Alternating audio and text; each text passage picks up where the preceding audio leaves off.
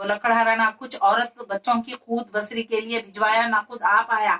औरत ने शौहर का इंतजार देखकर अपने दिल में ख्याल किया कि शायद उसका शौहर गुजर गया, ये अगर जिंदा रहता तो अलबत्ता कुछ खरीद भेजता या खुद आता। अब कहाँ तक भूखी फाकों की तकलीफ सहती रहूं। नाचार वो औरत के उसके घर के नजदीक बादशाह के एक वजीर का घर था, उसके घर में कूटने पीसने के वास्ते रही। इस वजीर की औरत ने उस गरीब पर तरस खाकर खाना वगैरह देने लगी। वो गरीब औरत तमाम रोज मेहनत करके शाम को जो कुछ वजीर की औरत खाना देती वो अपने बाल बच्चों को ले जाकर खिलाती और उस पर खिनात करती। खजारा एक रोज लकड़हारनी वजीर आजम के दरवाजे के चैन की जारूब दे रही थी। इत्तेफाकन उस राह से हजरत बेकनात इमाम जाफर सादिक अलैहिस्सलाम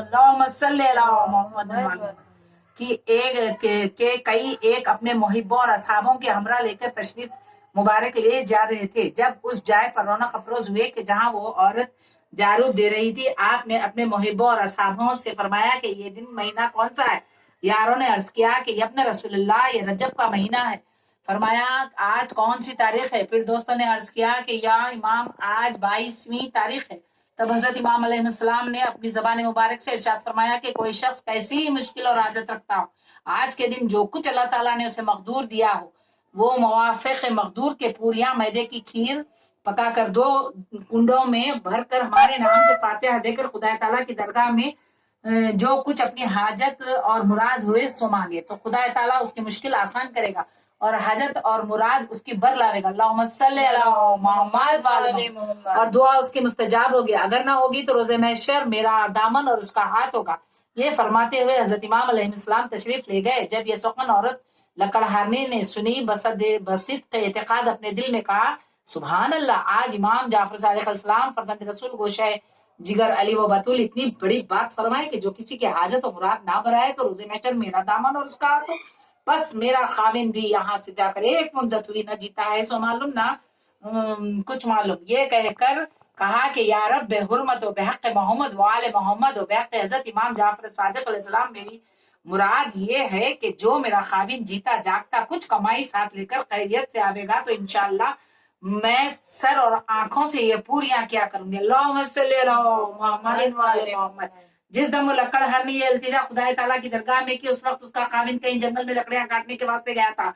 वहां एक पुराने झाड़ की जड़ काट रहा था। एक बार उस पेड़ पर कुल्हाड़ी चलाई, इत्तेफाकन वो कुल्हाड़ी उछलकर जमीन पर गिरी। एकाएक वहां से आवाज आई। उस लकड़हारे ने मालूम किया कि इसमें कुछ है। जिस वक्त उसने वहां की जमीन को दी तो क्या देखता है कि दफीना खजाना है, किसी बादशाह का है। बस लकड़हारे ने खुश खुर्रम होकर उस खजाने को पोशीदा करके एक हिकमत से जमियत और घोड़े और हाथी वगैरह खरीद करके मिसाल एक बादशाह के तसद्दुक इमाम हुमान जनाब जाफर सादिक अलैहिस्सलाम के बाद जमा होने असबाब लाबदी जरूरी के अपने दिल में कहा कि मैं अव्वल मदीने में लकड़हारा था। खुदा ताला ने अपने फजल करम से मुझे ऐसी दौलत अता फरमाई है, अब वहां जाकर रहना चाहिए। बस उस लकड़हारे ने ये इरादा करके वहां से रवाना हुआ। बात तय मनाजिल और कतई मराइल कितने एक रोज के अरसे में मदीना मुनव्वरा को आ पहुंचा। पर शहर में दाखिल होने से पहले वास्ते अपनी औरत के 1 लाख रुपए का जेवर और 1000 रुपए का तोड़ा भेजा। बाद आप खुद आया। औरत और मर्द दोनों खुश और खुर्रम मुरफ़्फ़े उल हाल जिंदगी बसर करने लगे कि रोज ईद थी और रात शब बारात। अल्लाहुम्मा सल्ली अला मुहम्मद। इसी तरह से सदक़े से इमाम जाफर सादिक अलैहिस्सलाम के बसरे औकात करता था। एक रोज उस औरत ने अपने शौहर से पूछा कि ये दौलत अमाल तुझे क्यों कर और कहाँ मिला। तब उस लकड़हारे ने तमाम हकीकत और सरगुज़श्त जो अपने ऊपर गुजरी और मालामाल सो बयान किया। इस औरत ने तारीख दरियाफ्त कर दी तो वही रोज था जिस रोज इमाम जाफर सादिक अलैहिस्सलाम ने जो फरमाया था, अल्लाहुम्मा सल्ली अला मुहम्मद, और अपनी नजर करके मुनाजात की थी। हकीकत और फरमान इमाम अलैहिस्सलाम का और कैफियत नजर की तमाम इजहार की। और मर्द लकड़हारे ने यह हकीकत सुनकर सिद्क़े दिल से तस्दीक किया और ईमान लाया। सर आंखों से वो नजर कबूल की। औरत और मर्द वो नजर बसिद्क़े ईमान करने लगे। बाद इसके लकड़हारे ने एक हवेली रहने के वास्ते तैयार करवाई। उसकी दीवारें निहायत बुलंद थी।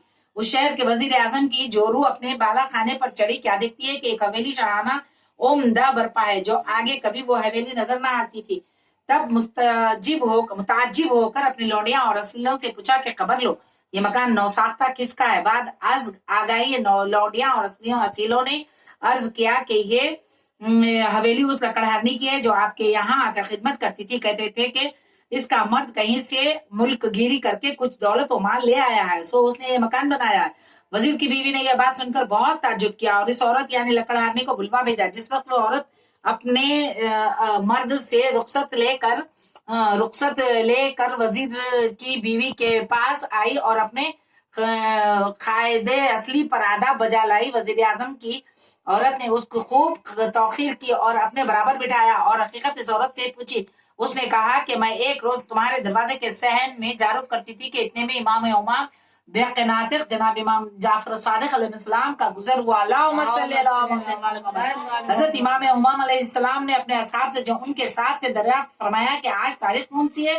اصحاب نے عرض کیا یبن رسول اللہ مہینہ رجب کا ہے اور تاریخ 22ویں. اللہم صلی اللہ محمد. حضرت امام علیہ السلام نے خیر الانام نے فرمایا کہ جو کوئی حاجت مند ہوئے اور کیسی مشکل رکھتا ہو آج کی تاریخ میں جو کچھ حق تعالیٰ نے اسے مقدور دیا ہوئے سو وہ پوریاں میدے کی تیار کر کے اور کھیر 2 کنڈوں میں بھر کر ہمارے نام سے فاتحہ دلوائے اور جو کچھ حاجت اپنے ہوئے حق تعالیٰ کے درگاہ میں چاہے تو اس کی مراد حاجت بے شک براوے گی. اللہم صلی اللہ. اور کیسی مشکل رکھتا ہوئے تو مشکل آسان ہوئے گی اور اگر نہ ہوگی تو روز محشر میرا دامن اور اس کا ہاتھ ہوگا.